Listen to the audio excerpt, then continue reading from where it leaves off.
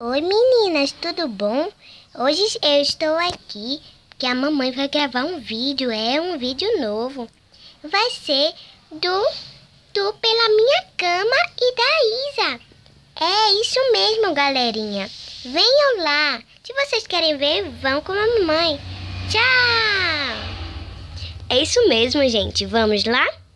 Bom, essa caminha aqui, que é como se fosse um bercinho, é da Isa, que é a mais nova, que no caso seria ela.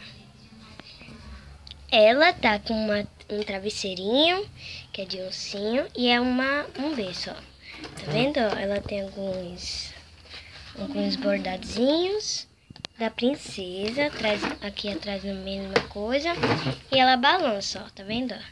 Tá vendo? Não tô fazendo nada, ó. E aqui é uma cama. Aqui são alguns lençolzinhos, uma bonequinha, 2 lençóis que são delas. Aqui, travesseiro, que é assim, e aqui um paninho. Daí eu vou pintar isso aqui de rosa, entendeu? Aí ela não faz, que no caso é dela essa. Então foi isso, gente. Tchau e até o próximo vídeo. Se inscreva no meu canal se não for inscrito. Dê likes e botem comentários. Obrigada por ter assistido. Tchau, tchau, gente. Tchau!